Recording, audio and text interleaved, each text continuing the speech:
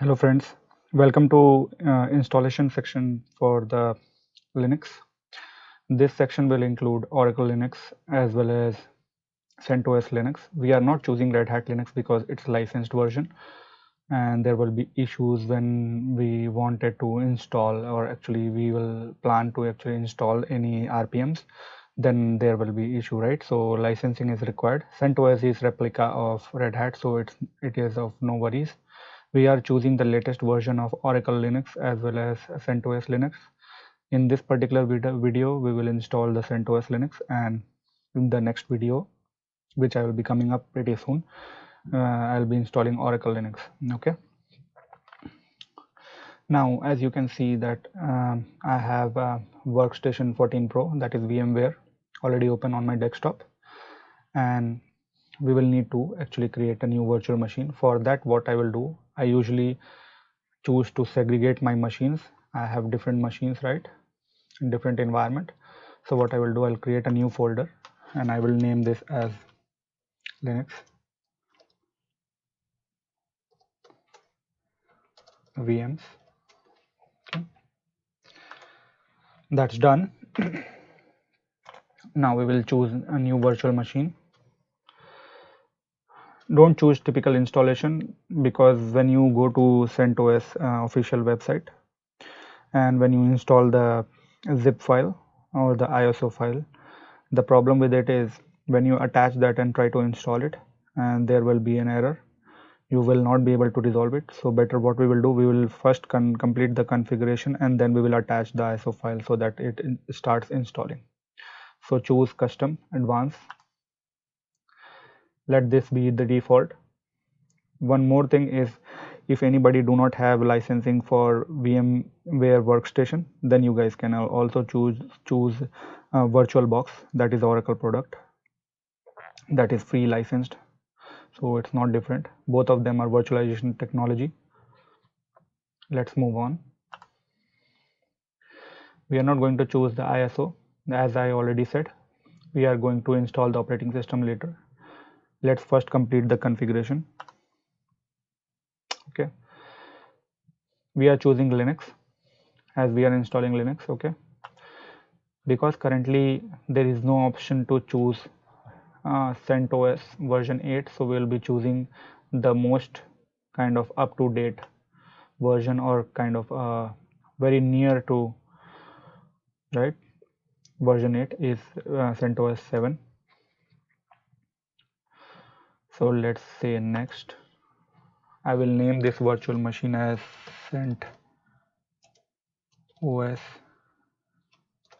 8, and I will browse the location and I will install everything into a specific location. That specific location will be, I'll create a new folder here.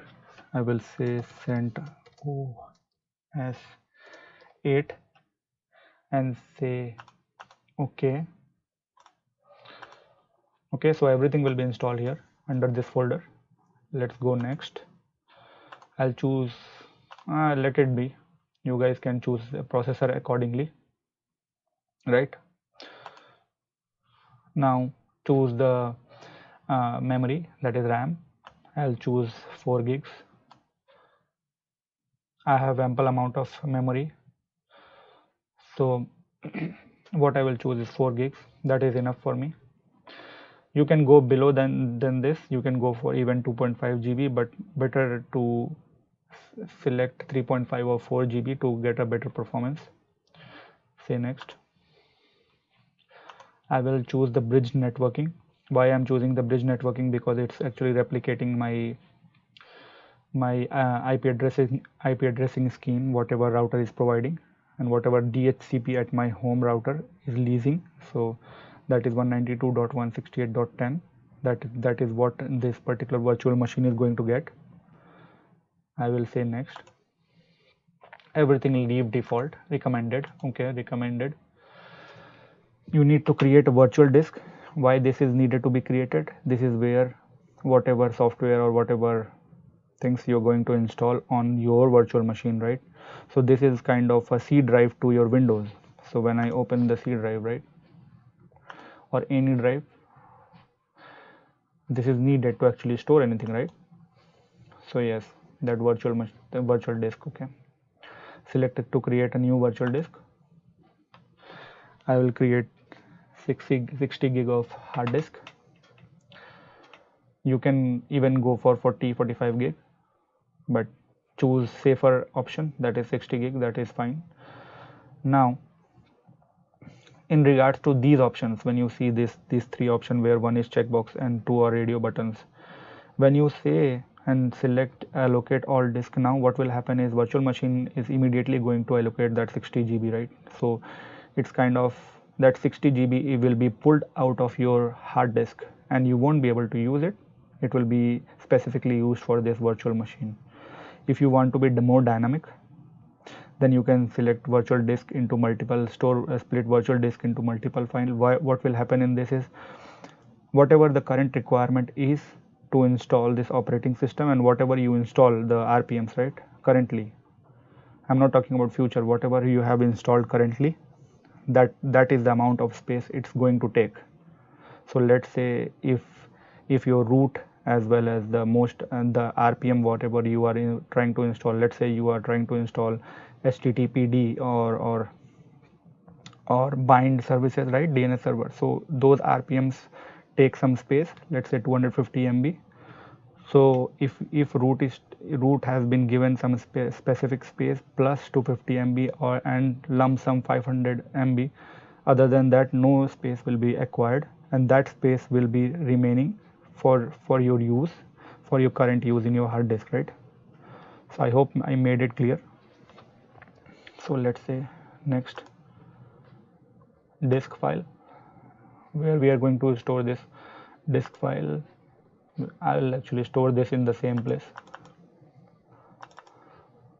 Okay, name this as according to your requirement, but I'm naming it as more friendlier as my virtual machine, right? So same as that.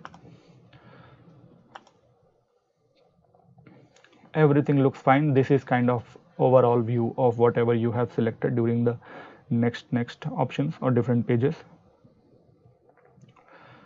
Close it, finish this. What will happen is it will create a virtual machine, but it has not installed anything yet. Okay, so what we are going to do, we are going to attach ISO file. It's like providing CD to your laptop, right, for installation. So just feed it the ISO file which you might have installed in your laptop. So just select that location, navigate to that and say OK, and then power on the virtual machine.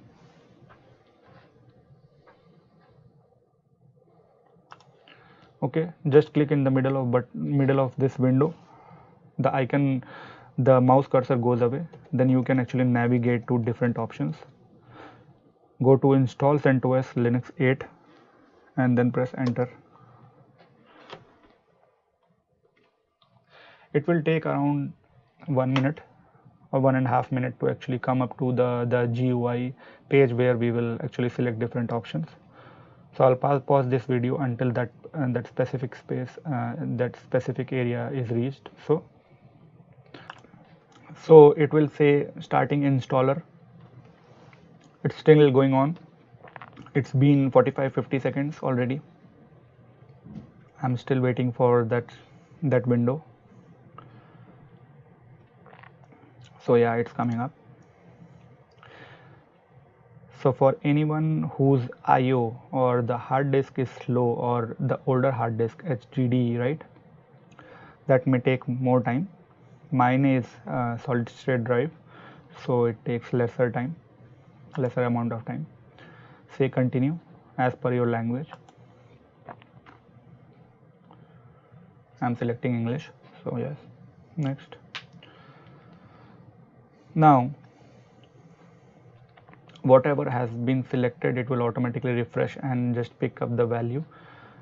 For the installation destination, it's saying something red, right? It's saying automatic partitioning selected. Just click that and say done.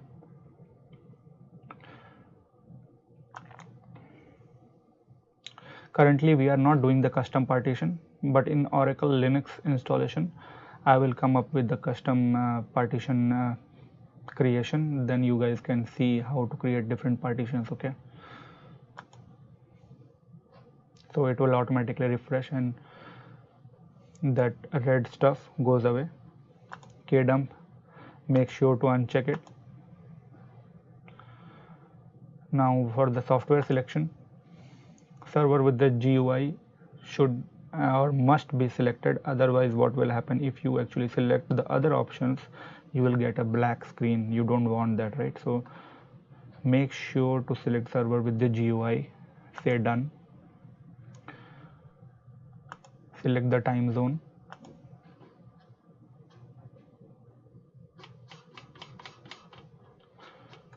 according to your location. I'm currently in Toronto, so I am selecting that. Select the network and the host. Make sure to turn it on, otherwise it won't be able to pick up the IP address. Okay, name the host. I am naming it as, let's say, CentOS 8 local domain. Okay, say done. So now we are getting IP address from our DNS server, from router. DHCP has automatically leased that IP address because we have selected automatic DHCP. That's the reason that is happening. The default route and DNS server is picked up from the router itself, so that's fine. The same will happen with your installation wizard as well, so don't need to worry. You can go for custom, but we are not doing that. As I already said, I will come up with the Oracle Linux 8 installation. It will have all the details. Let's say next. But this is bare minimum. If you guys want to actually practice for your Red Hat certification or for LHCS, that is Linux certified, right, system administrator courses, then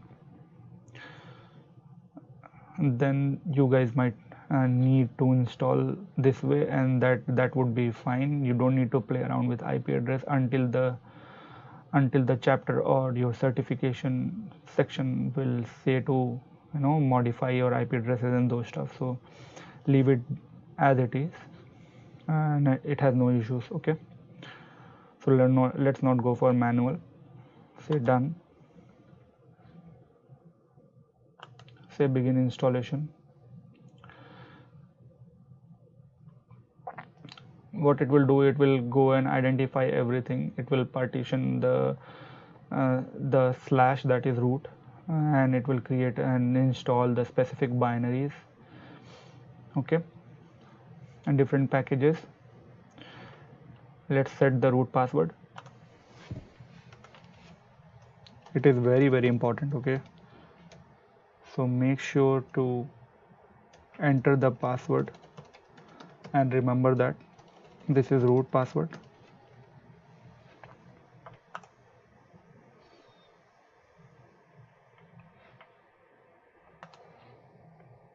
So it is still going on.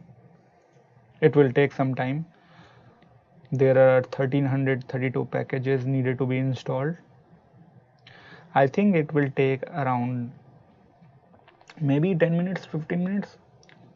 It's again according to your hard disk and the IO operation. Okay, so let it finish. As soon as this completes, I will come again and then show you the CentOS page as well as the desktop and how to stop the firewall and those things. Okay, until then I'll pause the video. Okay, yeah, so welcome back.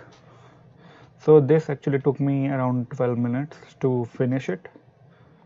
Let's reboot it.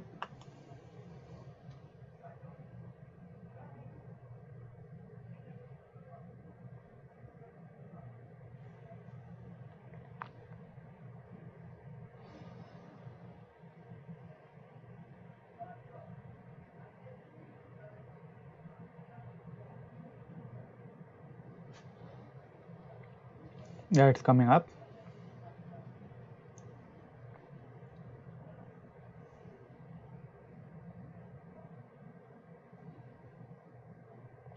There are some post setup steps still left.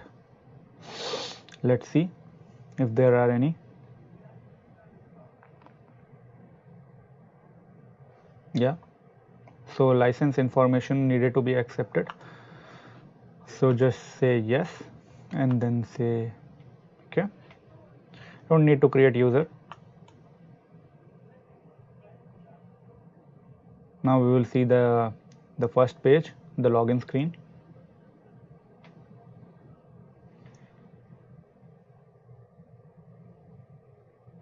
Okay, say next. It depends on you if you want to activate the location services. I will say no, skip it. Here you need to give the username and password. I'll give my name Abhinav. Username will be Abhinav as well. I'll give the password, easier one. I actually don't need this account, but this step is compulsory. It won't let you move on. It's done.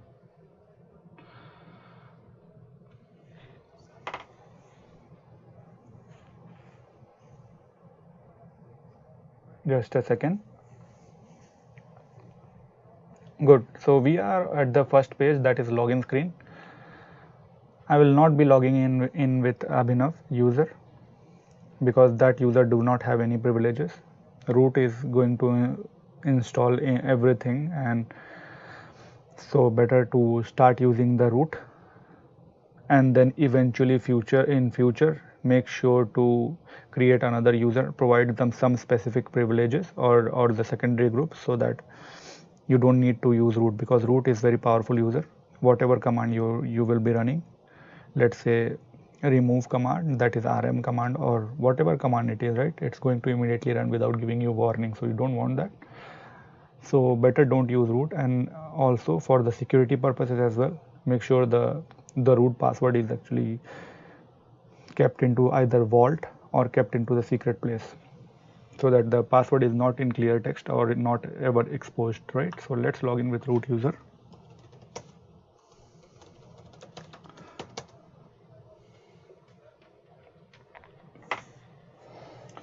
So in future I will start adding small videos in relation to user management, process management and other stuff, that including the network management and everything.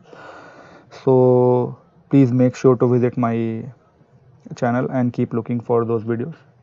I usually post my videos every 2 to 3 days and at 10 p.m. Eastern time, so make sure to watch out for that. Okay, say next here. Next, location service off. Next, skip. Start using CentOS. Close this. So yes, we are on the first page.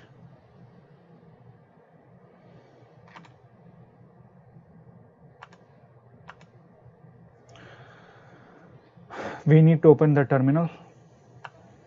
Better to pull this here. Okay, and now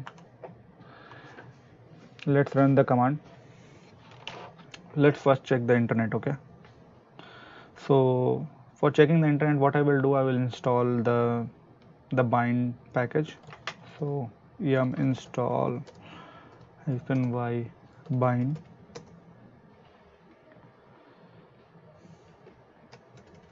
Just a second, the spelling is wrong. And install -y bind.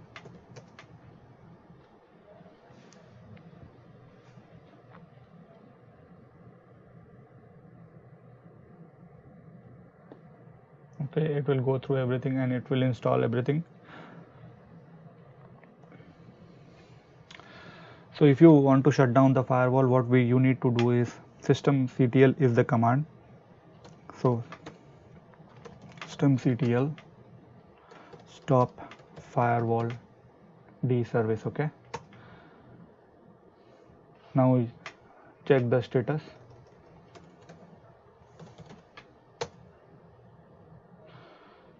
The status is inactive. Okay,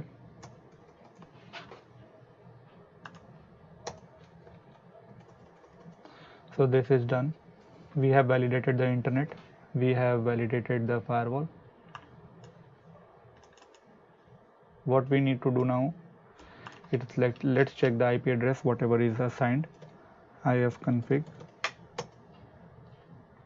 okay, 10.154 is the IP address assigned.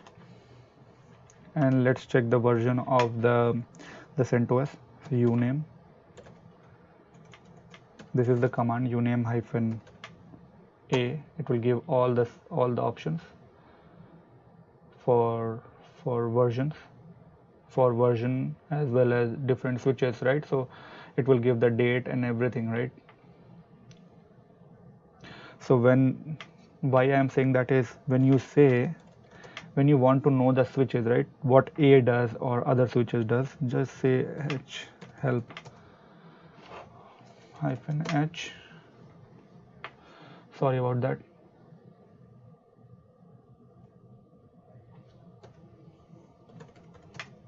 Okay, so -help, it will give all options.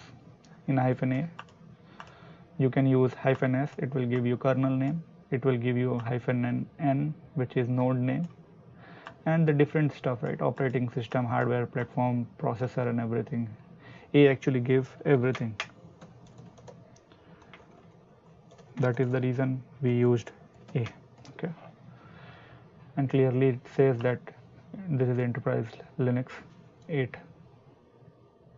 Okay, this concludes my, and this is CentOS 8. This is the name of my, what do you call, the server. So this actually concludes my video. Hope you liked it. Please comment, please subscribe to this video or to my channel, and please like my videos. Thank you very much. I will really appreciate if you like and subscribe my channel. Enjoy and wait for my other videos. I'll try to come up one more video, Oracle Linux, Enterprise Linux, today or maybe tomorrow, and then we will see how to manually partition the disk for the specific use. Okay, thank you very much.